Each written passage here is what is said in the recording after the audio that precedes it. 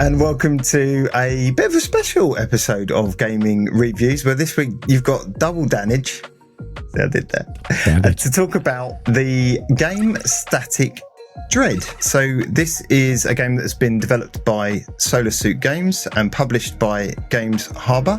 And many thanks, as always, to Game.Press for the key. Yeah, so the reason why you're getting double damage on this episode of Game Reviews is, we got keys. So Dan, you got it on the PlayStation 5, so you played it on the PS5. I played it on the Xbox. We thought, do you know what's a good idea? If we've got two keys, why don't we have two reviews? Let's do it. So Static Dread, an overview. So it's an indie psychological horror game. And basically, you're a chap who started probably an unlucky getting that job. But yeah, you turn up at a lighthouse, don't you? Yeah, you're a lighthouse keeper. Yeah. You know, that well-known job that lots of people do these days. Yeah. What could be the jankiest lighthouse you've ever seen? I'd step one foot in there and go, do you know what? This job's not for me. Yeah, in quite a dodgy-looking lighthouse, while dodgy things are happening around it. Basically, your job is each night to direct ships to the correct port or harbour. And that sounds simple, right? But as the game progresses, it will throw certain things at you. So night one, you've just got to direct all the ships to a particular port, or if the port they want to go to isn't listed, you send it to the main one. I think there's 3. Yeah, that's right. But then each night you get extra instructions, like the next night it might be any cargo ships have to go to port A, and everything else goes to the relevant ones, plus if there's not listed, you send it to port C. Now, you do that by, you get a map and the little boat is at the bottom, and you've got to plot a course, haven't you, with very your controller, straight lines, drawing them to that. So as an overview, that's the game, but then there's other things that kind of start happening around that, isn't there?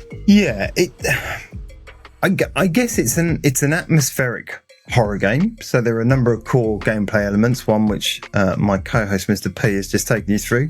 Another is the ability to kind of wander around elements of the lighthouse and look in certain rooms. You can't actually interact and go into rooms, but you can look into rooms and interact in certain ways with those rooms. We'll try and avoid spoilers as always. But yeah, spooky things start happening, shall we say. Shenanigans, there's that word again. Spooky shenanigans start happening. There are emotional elements to the tale. So through all of this, you have communication with your family who is back on land, and there's a story going on in the background with your family, your wife and daughter. So there's an emotional element to the tale, and there's a mystery surrounding what's happening as well. So there's unraveling the actual mystery itself. There are portraits that hang on walls that you can move, and objects that you can purchase from certain individuals who visit the lighthouse. So, and there's even, as in all these games where, we enjoy, there's a fishing mechanic. A very basic fishing mechanic.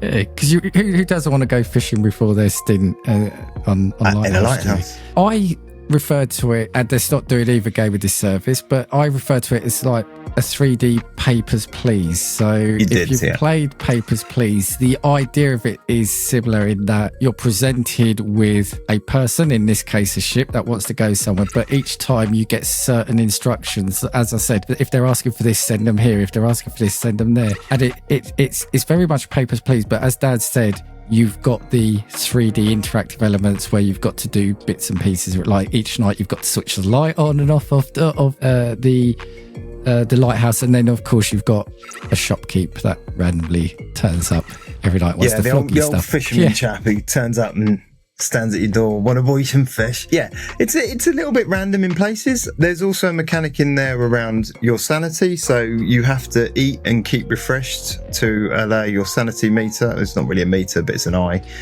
to continually keep that topped up to make sure that you don't get too sleepy during the evening and suffer from hallucinations. I'm going to call them hallucinations for the moment. And there are also some certain elements of food that you can eat that give you buffs, such as moving quicker and things like that, and that this isn't it's not a big map that you're moving around, so I'm not sure how necessary that is, but the mechanics are there. I think the thing I'd said to you before is it all felt a little bit untethered. It didn't feel cohesive as an experience, was I think one of the problems I had with it. But having said that, what I played of it I have enjoyed, and I've put maybe 3 hours in so far, and I don't think it's a spectacularly long game, so I suspect probably about halfway through. I'm with you. Initially it didn't grab me, but I gave it another go, and I'm appreciating what it does. You know, I've mentioned Papers, Please, and I think I was slightly distracted by the extra stuff you have to do in it. Like, you could be intercepting the radio call from a ship, and then there's a knock at the door and it keeps knocking, so you've got to leave that, go to open the door, come back. And then we were saying earlier today that you might be trying to find a ship signal because you've got to scroll through the radio, and while they're doing that you're being called, so you've got to come out of the menu, go back into it to respond to that. There's some clunky elements, but we don't want to go into spoilers, but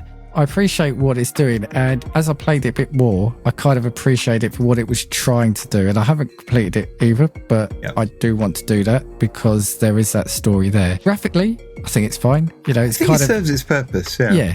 I'm not going to say it's not 360, but it's not your AAA. But this isn't a AAA game. It's an definitely game. Of the last generation, I would have said, Dan. It's but I think there's a distinct aesthetic to it. I think it's intentional.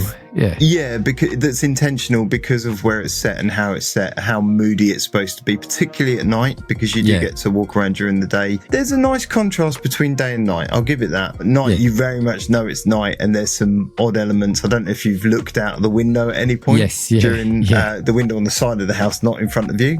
There's some certain elements that are spooky. I have to say, it's got a nice atmosphere, but at no point was I chilled and fearful of what was going to happen. No, what I would say is I did find it felt creepy, I think, because like you said, at night there is an atmosphere. It is quite a dingy lighthouse. You do feel isolated. I think they do well at doing isolated. For me, what I will call out is the sound. I like the sound because, as the name, Static Dread, the static on the radio, and when works really well. When you get that beeping come in, and sometimes you might, like I found myself scrolling right to the end of the radio range, having to scroll back. And then when that ping or that sound comes in, it kind of made me jump a little bit. And then when you've got that knock on the door, especially if you're playing with headphones, I think I can imagine. Yeah, I think the audio does well in getting the creep factor up. I don't think it was ever disturbing, but I appreciate what it was trying to do to build up the atmosphere, I guess. Is what I think it's got a really nice atmosphere, and it's not, look, I've played some screamers this year, but actually this as I said, I played it for an hour or so, didn't really get into it, went back to it after a little while and actually enjoyed it a lot more for what it was trying to do. I think sometimes in these reviews I'm asking too much of a game that isn't prepared to deliver on that for the right reasons, and this is on me, not on the game. And actually, when now I recognize what the game is trying to do and how it's trying to do it, and I am enjoying it as an experience. And I think that's the thing. As an experience, it's really good. As a game with great gameplay mechanics, it's not cohesive enough for me. I mean, for me, the way I would sum it up is take a look at some videos, have a look online. If you like your games to be fast paced and quite frenetic, this isn't for you. But if you like a slow burn, tense or atmospheric thriller game, I think this could be for you, because it does build up like I said, I think it does build up the mechanics bit by bit. It does build up the layers of tension, and it does do some cool things. So fast and frenetic, no, but if you enjoy your story and enjoy your slow burn, could be a game for you. I think it's definitely one to give a go if you're enjoyed, and certainly if you enjoyed Papers, Please, there are enough elements in there to give it a try and give it a chance, because I do think you'll have a bit of fun with it. Scratch under the surface, I think, allow it to reveal some of its secrets. Secrets, mysteries. Okay. Good. It's been good doing this together, isn't it? It's been interesting reviewing together. We should do this more often, Dan. Well, let's find another game then. All right, let's do that. And in the meantime, you can catch us on Gaming Views every week. We'll see you next time on Gaming Reviews. Bye-bye. That's all for now.